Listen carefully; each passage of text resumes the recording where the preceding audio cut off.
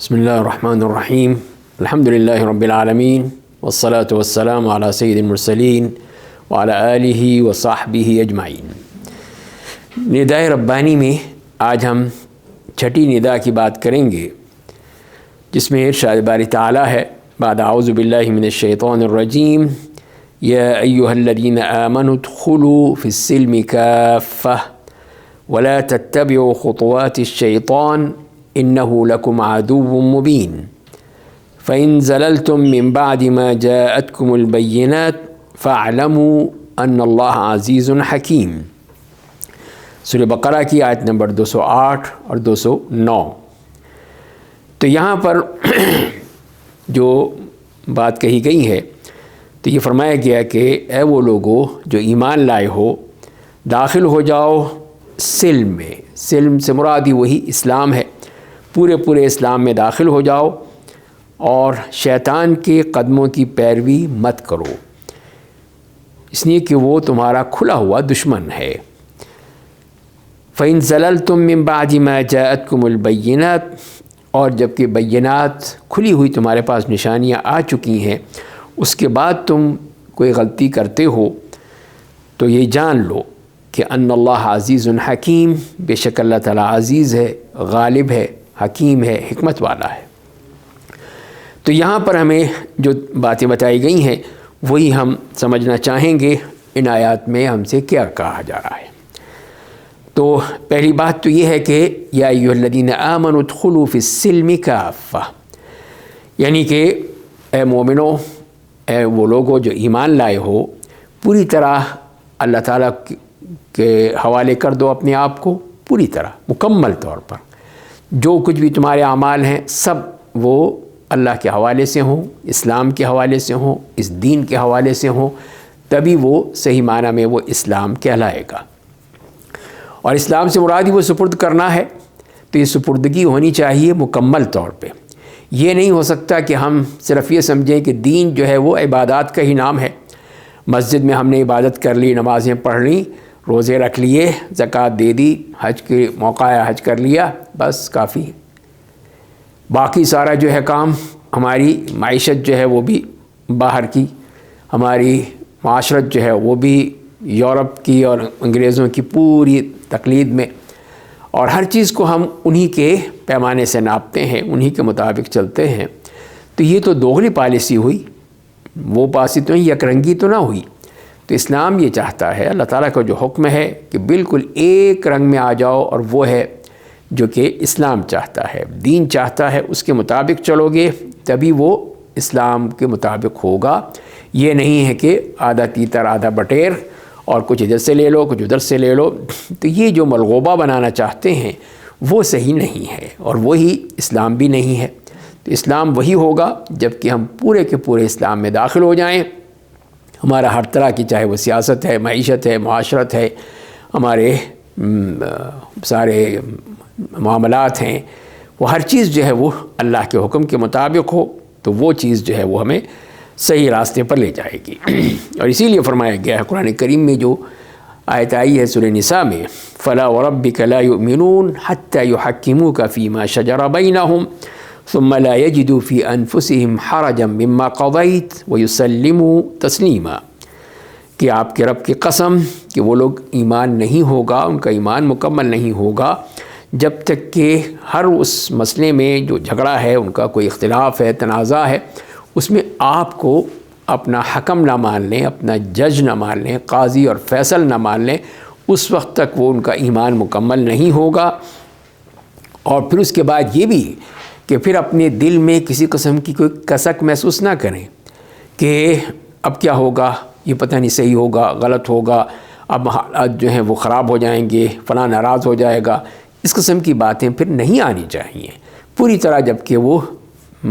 اپنے آپ کو سپرد نہیں کیا ہے اللہ کے حوالے سے، تو پھر شیطان تو وسوسے ڈالے گا، پھر تو پریشان کرے گا۔ اور یہ بھی کہا کہ وَيُسَلِّمُوا تَسْلِيمًا، اور پوری طرح سر تسلیم خم کر دیں۔ تو یہ ہے اصل چیز کہ پوری طرح جب ہم اپنے آپ کو اللہ کے سپرد کر دیں گے اور اس کے سامنے جھک جائیں گے، تبھی وہ بات بنے گی، اور وہی ہم سے مطالبہ کیا۔ تو پہلا مطالبہ یہی ہے کہ ہم پوری طرح اسلام میں داخل ہو جائیں اور اس کے مطابق اگر اپنی زندگی بسر کریں گے تو وہی اللہ تعالیٰ کو پسند ہے، وہی اللہ تعالیٰ ہم سے چاہتا ہے۔ اور دوسری بات جو یہ فرمائی گئی کہ وَلَا تَتَّبِعُوا خُطُوَاتِ الشَّيْطَانِ، کہ شیطان کے قدموں کی پیروی مت کرو، اس کے پیچھے مت چلو، اس لیے کہ وہ نہیں چاہتا کہ تم صحیح معنی میں اللہ کے احکام کے مطابق چلو، تو وہ تمہیں ورغلائے گا، بہکائے گا، تمہیں دوسری طرف لے جانا چاہے گا اور تمہارے مسائل کو خراب کرے گا۔ تو اسی لیے پھر وہ کسی طور پہ بھی تمہیں صراط مستقیم پر نہیں دیکھنا چاہتا، اور اسلام چاہتا ہے کہ تم صراط مستقیم پہ چلو، اسی کی دعائیں کرتے ہو، اسی سے مانگتے ہو، اور پھر شیطان جو ہے تمہیں ورغلاتا ہے، بہکاتا ہے۔ اگر اس کے قدموں کی پیروی کرو گے تو تمہیں وہ سیدھا جہنم میں لے جائے گا، تمہیں صحیح راستے پہ نہیں چلنے دے گا۔ آپ اسی کا دیکھ لیجئے کہ اس کا معاملہ کیا ہے۔ اسے قرآن نے یہی فرمایا ہے کہ انما یامرکم بالسوء والفحشاء وان تقولوا علی اللہ ما لا تعلمون، کہ شیطان تو تمہیں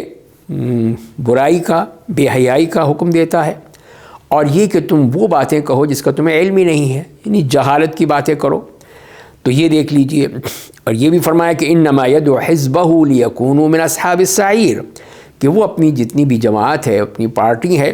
اس کو یہی دعوت دیتا ہے کہ وہ جہنم میں بن جائیں، جہنمی ہو جائیں، اور انہی میں ان کا ٹھکانہ ہو۔ تو لہذا اس سے معلوم یہی ہوا کہ شیطان کی پوری کوشش ہوتی ہے کہ وہ انسان کو اس کے اصل راستے سے ہٹا دے، اور اسی لیے فرمایا کہ انہ لکم عدو مبین، کہ وہ تو تمہارا کھلا ہوا دشمن ہے، تم نے اس کو دوست بنا رکھا ہے۔ تو دوستی یہی ہے کہ ہم اس کی ہر بات مانتے ہیں، وہ جو چاہتا ہے وہی کرتے ہیں۔ تو یہ چیز جو ہے وہ اللہ تعالیٰ کے ہاں تو نہیں قبول کی جائے گی کہ ہم بات کریں اللہ کی، اللہ کے دین کی، اور باتیں مانیں شیطان کی، وہ تمہارا کھلا ہوا دشمن ہے۔ تو یہی فرمایا کہ انہ لکم عدو مبین، وہ تمہارا کھلا ہوا دشمن ہے۔ اور اس کے بعد جو اگلی آیت میں یہ فرما دیا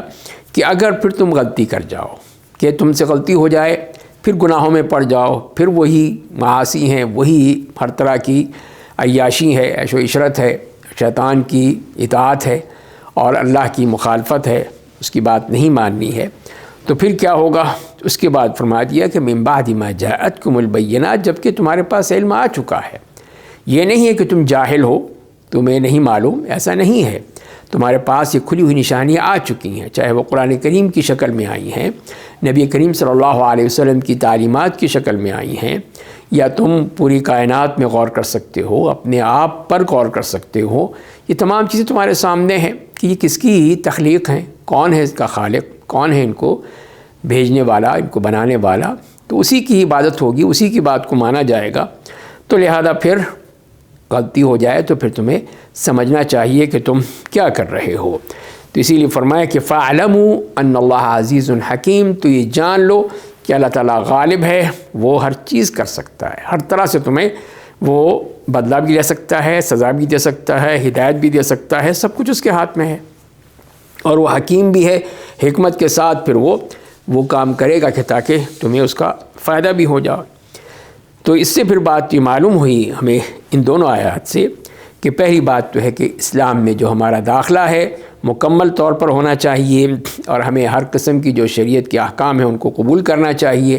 اس کے مطابق چلیں گے تبھی وہ صحیح اسلام ہوگا۔ اس میں سے آدھا اور پونا لے کے وہ نہیں چل سکتے، وہ اسلام نہیں ہے۔ دوسری بات یہ ہے کہ شیطان کے تمام ہمیں اس کے ہتھ کنڈوں سے بچنا ہوگا، اس لیے کہ وہ ہمیں ورغلائے گا، بہکائے گا، ہمارا دشمن ہے۔ اب جب دشمن سے تو خیر کی توقع نہیں رکھی جا سکتی کہ وہ ہمیں صحیح راستہ دکھائے گا، بلکہ وہ تو ہمیں اس راستے سے بالکل ہی بہکا دے گا۔ تیسری بات یہ ہے کہ جس نے بھی کسی قسم کی کوئی گناہ کی بات کی ہے، حرام کا ارتکاب کیا ہے، یا کوئی واجب چھوڑ دیا ہے، تو وہی شیطان کا پیروکار ہے، شیطان کا ہی چیلا ہے، اسی کی بات مانتا ہے اور اللہ کی بات نہیں مانتا۔ تو یہ چیز جو ہے پھر وہ انتہائی خطرناک ہو جاتی ہے۔ اور پھر اس سے یہ بھی بات معلوم ہو گئی کہ پھر جب اس قسم کے گناہ ظاہر ہونے لگتے ہیں اور پوری طرح معاشرے میں انہی کا چلن ہو جاتا ہے، تو پھر اللہ تعالیٰ کی طرف سے پکڑ بھی آتی ہے، اللہ کی سزا بھی آتی ہے، اللہ تعالیٰ پھر اس پر بھرپور انداز سے ایکشن لیتے ہیں، اور پھر بڑی سی بڑی سزا بھی دے سکتے ہیں، اور جو چاہے اللہ کا فیصلہ ہے، جیسے اس نے کہہ دیا کہ وہ عزیز ہے، حکیم ہے،